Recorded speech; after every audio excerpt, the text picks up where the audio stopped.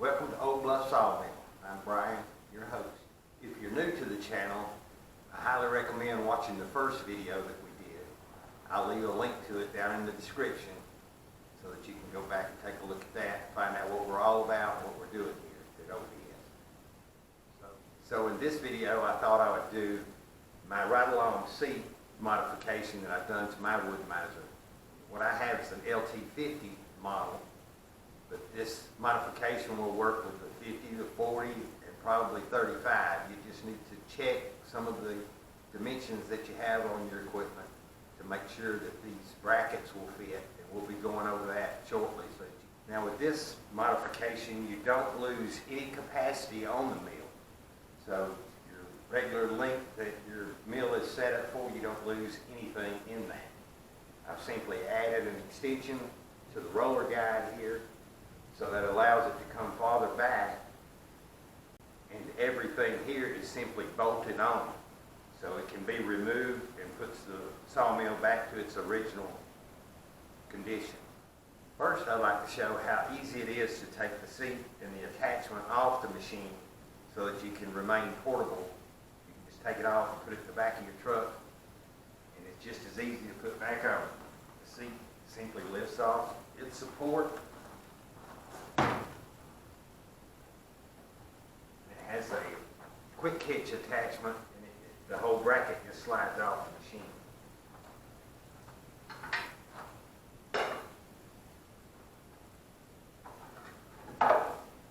So this is ready to be put in the back of your truck and take to the job. I wanted to talk about some of the clearances that you have to keep in mind if you do a modification like this. This hitch receiver, it's bolted onto the bottom of the frame. You have to consider the clearance under the frame itself that you attach and the axle frame. I hope you can see that clearance. I've got a good 5/16 there. I made the bracket at a piece parts, 1/4 inch upright and a 1/2 inch cross member. Regular 3/8 angle iron would work perfect for this situation. These are just piece parts that I had and welded together. Then the hitch receiver, I purchased it at Tractor Supply, and I simply drilled holes in the bottom of that plate and then drilled holes and threaded them in the hitch receiver, and I use flathead 3/8 screws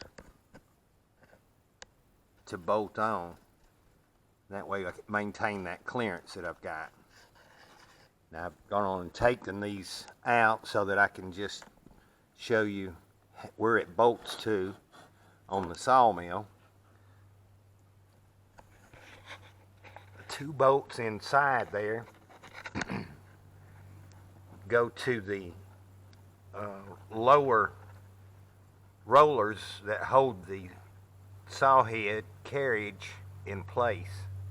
You can see I welded a small gusset in there because I did piece parts. With a regular 3/8 thick angle iron, you wouldn't need that. But these, like I say, these are just pieces that I had. I did not loosen the back adjusting nut.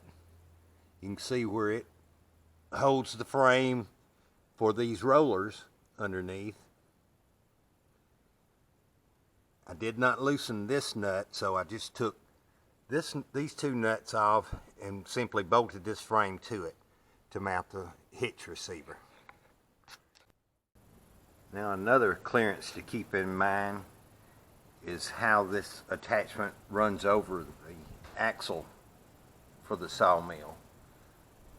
The axle does not sit square with the sawmill. You can see there's a large opening here, but it gets narrower as you go back. So this axle is actually turned slightly with the sawmill. I asked Woodmizer about that, and they indicated it's for tracking purposes when you're towing the sawmill. But this is very important. It's very important for this fender. Keep your feet up in this area, because when you draw back, if your foot's in this area, and I have caught my heel before on my tennis shoes on this fender support underneath. So you have to bear that in mind as you draw the sawmill back. Now the other clearance that you have to keep in mind is for the seat frame. It has to come out past this bumper stop for the sawmill carriage. When it comes back, this is what stops it. So you have to allow for that in your framework. Now this 20-inch extension that I did for the guide rails, you can see where I had taken the original bolts for the trailer hitch, bolted on additional pieces to fur that out far enough to give me enough to weld to and stay out of the way of the rollers. And then the support bracket here at the rear is simply offset from that angle iron, which is bolted with just a U-bolt. I purchased it also at Tractor Supply. So everything just simply bolts on, so you can put the equipment right back to its original condition. You have to really be careful in aligning the extension to make sure that it aligns with the original roller guide support here on the sawmill. Now one thing I noticed on the tail end of the sawmill is Woodmizer allows for their bed extensions by drilling a center hole in this roller guide rail. It would have really been handy to have that on the other end as well. But I used a magnetic level, a 6-foot level, to put across the top of this guide rail to keep this aligned perfectly, and got everything adjusted so that it was all in line, and just tacked everything to begin with before I welded it up. I did have to cut a small groove in the bottom of this 1-inch roller guide to allow for it to come over enough so that the inside surface aligned properly. I just ground a small section out underneath here. Now the framework that I did for the seat, I made out of the same material that I had left over from this building, the 2.5-inch square metal tubing. You can see I did the floorboard. I have a tread pattern, 1/8-inch material that I had left over. It's very important to have that floorboard and this safety fender here. It keeps your feet from hitting the axle on the sawmill as you pass by. It's most dangerous when you're drawing back the saw head to keep your feet out of the way. I always extend my legs and cross my feet in this location here. You can see where my heels have been wearing the paint. That keeps your feet up out of the way. It can ruin your day if you catch your heel on that axle coming back. Now, the hitch attachment, I bought it at Tractor Supply. I simply inserted it and had shims, 1/8-inch shims that I put all the way around. This being 2.5 outside dimensions, this 2-inch hitch attachment, I had to shim it before I welded it in place.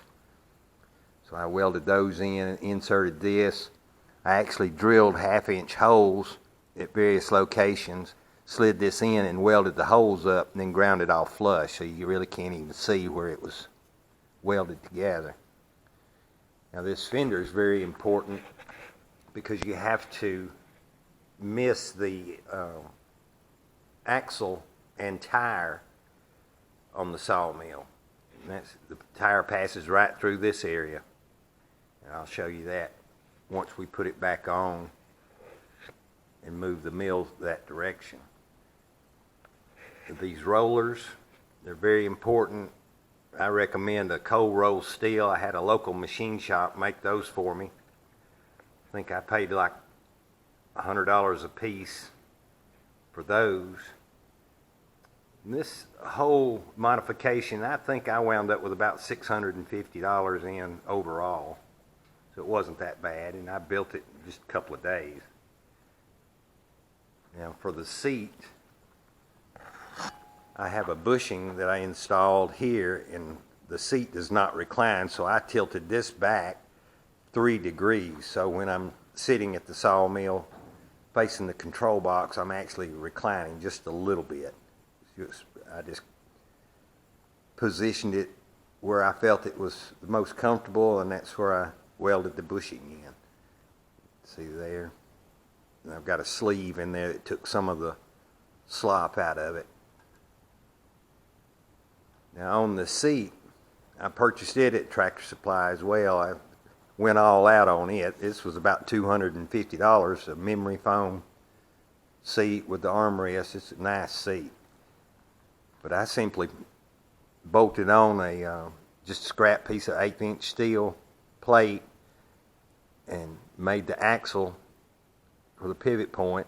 I also have a thrust bearing installed, so it rides on that. I keep it greased. So it's very simple setup, but it works very well in spinning around. There's old Brutus, sawmill dog. He came up to make sure I was doing everything right. Checking me out, wasn't you, buddy? Checking on Daddy. What you got, buddy?